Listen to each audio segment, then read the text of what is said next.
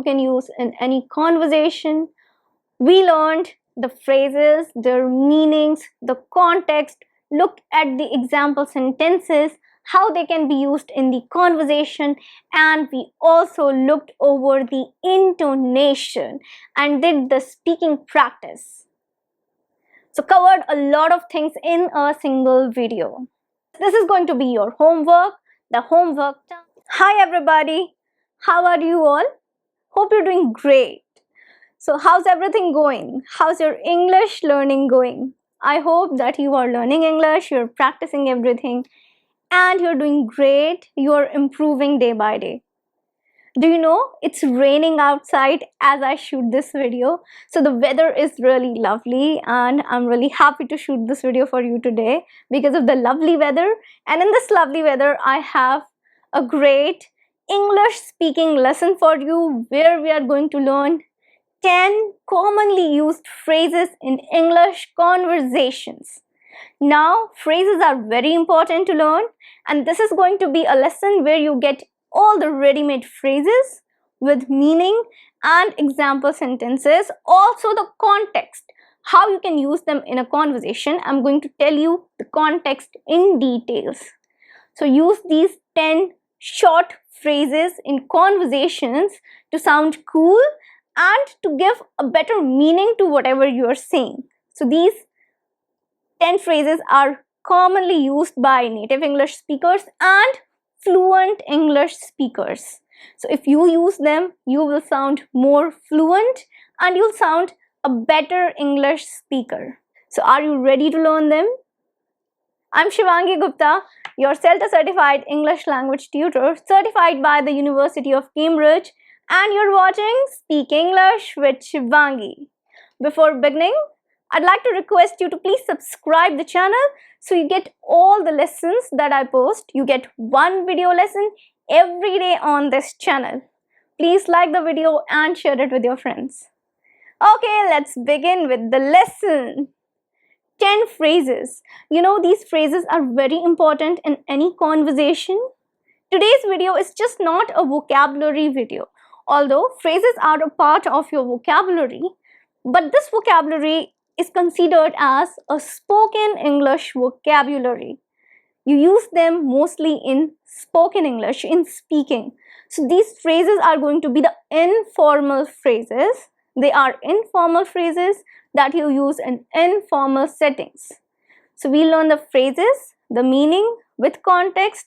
Also, we are going to practice the pronunciation and we are going to do our English speaking practice. For that, you have to repeat each and every sentence after me. So we will be practicing the intonation. Intonation is the voice modulation to give the proper meaning to that particular phrase.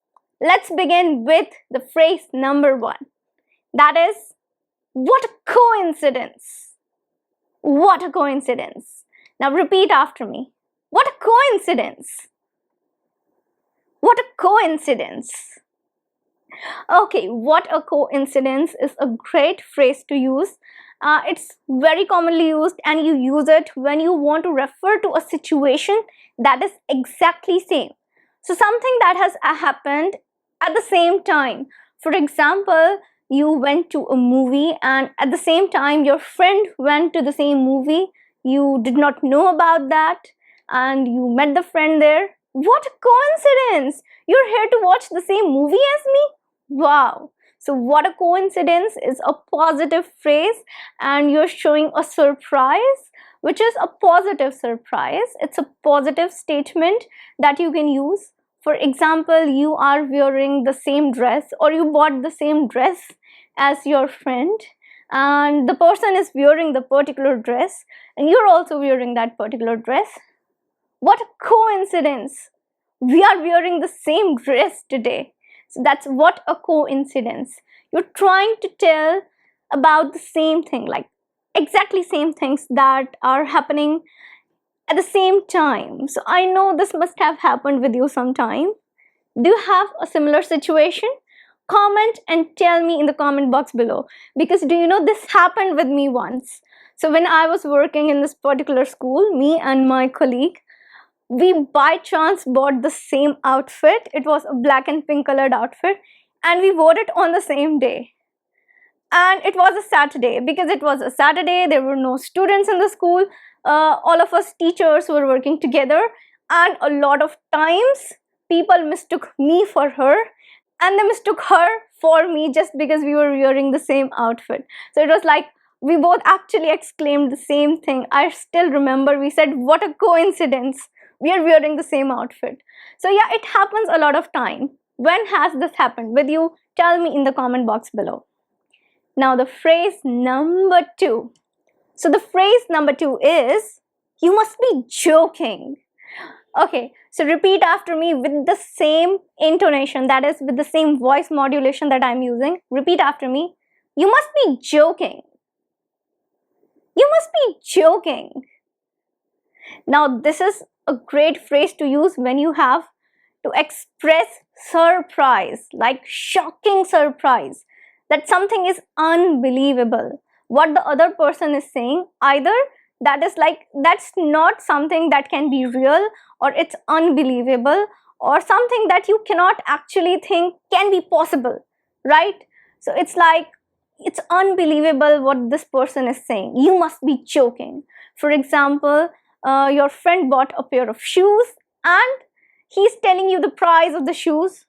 For example, the person is telling the price is $500 or maybe 25,000 rupees, and you're like, $500 for a pair of shoes? You must be joking. 25,000 for just a pair of shoes? You must be joking. So it's like, you must be joking. It's like unbelievable. Like, why would people do that? That's unbelievable. So that's the thing. It's a great phrase to use when you want to express just unbelievable surprise. I know this must have happened with you. Has this ever happened? Comment in the comment box below and let me know when this has happened with you. Let's move on to the next phrase. Phrase number 3. I couldn't agree more. I couldn't agree more. Now repeat after me. I couldn't agree more. I couldn't agree more. Excellent. I couldn't agree more is a great phrase that you can use even in a workplace, you know. Whenever you're at a workplace and you want to show agreement for something, positive, excited agreement, you can use that. I couldn't agree more. Plus, you can use this particular phrase in any informal setting. It may be you're making plans with your friend and you're saying, I couldn't agree more. That is, you're agreeing. That's the absolute correct thing that the person is saying. That's like, it's perfect situation and you're in total agreement with that situation or with whatever the other person has suggested. So it is used to show a very strong agreement, you know, strong agreement. Now let's look at some example sentences and understand this in a context. Okay, for example, your friend is saying that it's been long, we haven't catched up in a while. Let's meet this Saturday for lunch. And you're like, oh yeah, that's right, we haven't met in like 2 months. So let's meet for lunch. And you can reply, just reply with this simple phrase, I couldn't agree more. We must meet on this Saturday. I think we should include 2 more team members for this project. That's a lot of work. I couldn't agree more. So basically you're agreeing that yeah, it's a good idea to include 2 more teammates for this particular project. Next phrase, phrase number 4. Now this is something that is very common in British English. So it's more popular in British English. Still, this is something that I totally love. It's like, it's a bit, dramatic. Still, that's good. It's, what a nightmare. What a nightmare. Now repeat after me for proper intonation so that you know how to speak it with meaning. What a nightmare. What a nightmare. Now I'm going to take a pause here and I'm going to explain why this is important, intonation and repeating after me. Imagine you say it like, what a nightmare. What a nightmare. Is it making meaning? No, it's not making any kind of meaning because my tone is very important when I'm speaking these phrases, they contain some kind of expressions.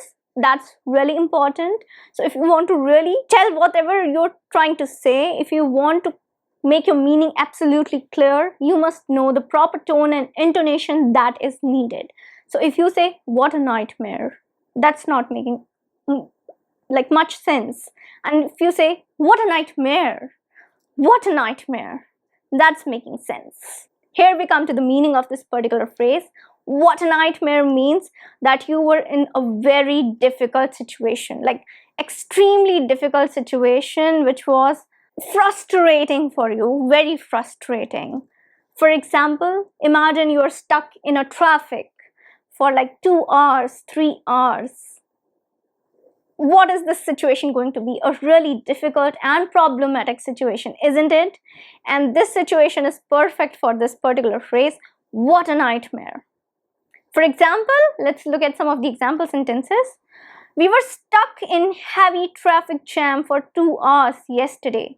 What a nightmare. I had to cancel 3 rides yesterday. There wasn't a taxi available. What a nightmare. Our flight got delayed and we had to wait for 2 hours. It was a nightmare. Okay, the next phrase number 5. That's the thing. That's the thing. Repeat after me. That's the thing. That's the thing. Now, that's the thing is a phrase that you use when you want to say that is my point or that is what I mean to say, when you have to emphasize something. So somebody is saying something in a conversation, and when you want to emphasize that, yeah, that is exactly what I'm trying to say, that is my point, you want to emphasize your point. It can be basically a situation, a particular thing that you are saying, or maybe a problem that you want to highlight. It can be anything.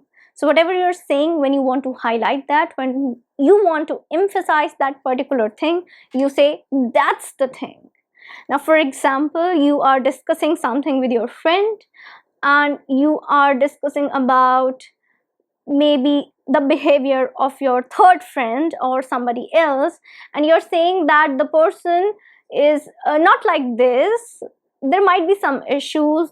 The person is not talking to you. Otherwise, the person is a really pleasant person.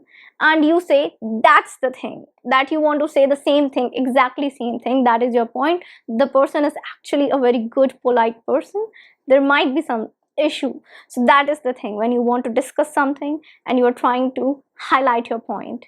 Let's look at some of the example sentences to understand this in a better way with context again. Okay. She always arrives early. She's always on time. She never gets late. I don't know what happened today. That's the thing. So you're replying with that's the thing. You want to say that's the thing. That is what I want to say, that she never gets late. She always arrives on time, right? So she's punctual. That's what you want to say. Okay. Another example. I don't think so. Ken is telling a lie. Now the other person says, yeah, you know, he always tells the truth. He is an honest person. That's the thing. So that's the thing that you want to say. That's the thing. That's what I want to say. That the person does not lie. The person is honest. You're trying to say the same thing. Phrase number 6. So phrase number 6 is, here you go. Here you go. A very common phrase. You say this when you want to give something to somebody that they asked for. For example, you just want to say, here is the object that you asked for. So if someone wants to tell me that, can you please give me the laptop for a few minutes, and I am giving them my laptop for a few minutes, I'll give them the laptop and say, here you go. That means, here is the thing that you asked for. So definitely you can take this. This is your thing. You want to have this, have it. It's a great phrase to do that. So for example, let's take an example sentence now. Can you please pass me the salt? Here you go. So when you're passing the salt, you say, here you go. It's a very polite phrase. And this is informal. This is highly informal. You cannot use this with your boss or maybe your teacher. No. You use this with your friends, your family members, your colleagues, or you can use this with a stranger because you don't know a particular person. So this kind of phrase can be used with a stranger too. For example, there is a person and they are asking you to please scoot over. Scoot over is to get aside so that they can also sit on a particular seat. So if they are asking you to scoot over and you just got a little bit side to offer them the seat, you can say, here you go. That means you can sit on this particular seat. So this can be used with your friends, family, colleagues, and any stranger. Okay? Highly informal phrase. Repeat after me. Here you go. Here you go. Excellent. Phrase number 7. So phrase number 7 is no worries. It's a very common phrase, no worries. So you say this as a reply to either a thank you or a sorry in an informal setting. Again, this is a very informal statement, informal phrase. You cannot use it again with your either boss or your teacher. Okay, so use it with your friends, family members, or again with a stranger. You can definitely use it with a stranger. For example, you bumped into somebody. Okay, you bumped into somebody and that person is saying, oh sorry, you can just say no worries. So no worries is a very informal way to say that do not worry about it, or that's okay, that's completely fine. You're trying to tell the person that's completely fine, that's okay. You are trying to tell, oh I understand, do not worry about it. You're just trying to tell that with this particular expression. Repeat after me. No worries. No worries. Okay, let's use it in a sentence. Sorry, I didn't mean to drop that. Oh, no worries. Thank you for helping me. No worries. Next phrase. So phrase number 8. Phrase number 8 is have a good one. Repeat after me. Have a good one. Have a good one. So have a good one is a very positive wish, like you're wishing somebody to either have a good day or enjoy the event or a particular occasion or something that they are doing. For example, a person is going to go watch a movie. So you can say have a good one, that is you enjoy your time. If you're talking to somebody and you want to say have a good day at the end of the conversation, you can use this particular phrase, have a good one. There is a particular occasion. At the time you can say have a good one. For example, someone is going for a scholarship ceremony or their graduation ceremony. You can say have a good one, that is enjoy your time, have a great time. Basically you're trying to say have a great time. So you can use it in these two ways. Let's look at some of the example sentences. Thank you for giving me your precious time. Have a good one. It was nice talking to you. Have a good one. Oh, you have a prize distribution ceremony today. Have a good one. Are you going to watch a movie? Have a good one. You're going to a football match? Have a good one. Okay, next phrase. Phrase number 9. So this is the second last phrase. Phrase number 9. That sounds great. That sounds great. Repeat after me. That sounds great. That sounds great.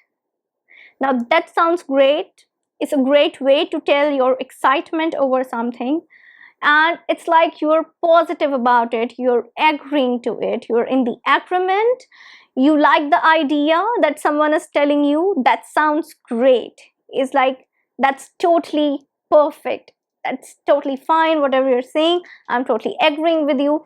I'm not only agreeing, but I do like the idea, I do like the suggestion that you're making. I think we should keep a meeting to check the progress of the current project. That sounds great. That means you're agreeing to the particular idea. That sounds great. Okay, for example, let's take another example. And this is a very great example because You say that sounds great for future plans too. If you're making some future plans and you are in agreement for those plans, you're excited, you're enthusiastic about that particular plan, you use this phrase. So this phrase is used to show your agreement, your enthusiasm, and your excitement for either whatever has been suggested or the future plans that you're making. For example, we are going for a football match this Saturday. Would you like to come? Oh, yeah, sure, that sounds great. Let's have dinner this Sunday, either at my place or your place. That sounds great. Okay, the last phrase, the phrase number 10, and that is how wonderful. How wonderful. Repeat after me. How wonderful. How wonderful. So that is something that you say as a positive response, as an enthusiasm that you're showing for something that is great. If somebody is telling you that they have great news, they are telling you about something about them, and you want to respond to that in a positive manner, say how wonderful.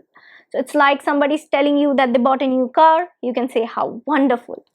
And if they are telling you that they are gonna renovate their house, you say how wonderful. Like they're renovating their house, that's a positive thing for them, so you say how wonderful.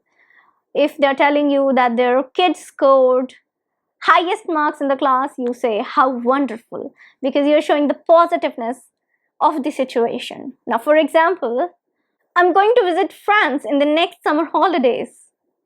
How wonderful. They've bought a new car. How wonderful. So these were the 10 common phrases that you can use in any conversation. We learned the phrases, their meanings, the context, looked at the example sentences, how they can be used in the conversation, and we also looked over the intonation and did the speaking practice. So covered a lot of things in a single video. So do practice these phrases once again whenever you're speaking, you're doing your speaking practice. This is going to be your homework, the homework time, that whenever you're doing your speaking practice next time, try to include these phrases. Try to include these phrases if you're having a conversation with yourself in your mind, okay? You're doing a role play in your mind and having a conversation with yourself as a part of your English speaking practice. Try to use these phrases, and definitely try using these phrases in the real life situation, the real life conversations. Okay, that's it for today. That was the lesson, but I have something more to say to all of you. I'm so glad, I'm so happy, I'm so much honored to receive so much support and love from all of you. I never imagined that you people support me so much, and you people are appreciating the content that I'm making for all of you, and that is something so much valuable for me. So your love, support, your appreciation means a lot to me. I really want to thank all of you from the bottom of my heart. Thank you so much, everybody, for supporting me so much. And you people let me know that the videos are helping you and you want more content from me. That means a lot to me. So here is the video for you, and I'll make more lessons for you. Do not worry about it. Thank you so much, everybody. Just keep supporting me, keep supporting my work, keep loving me, and I'll be making more content for you. Do not worry about that. I'm here to help you learn English, but you just keep supporting me in my work, please. Keep loving and keep supporting. That's all I ask. That is all I'm asking. Thank you so much, everyone. Thank you from the bottom of my heart. Thank you, everybody. Now I'm gonna see you tomorrow with a new lesson. Till then, take care, practice English, and bye.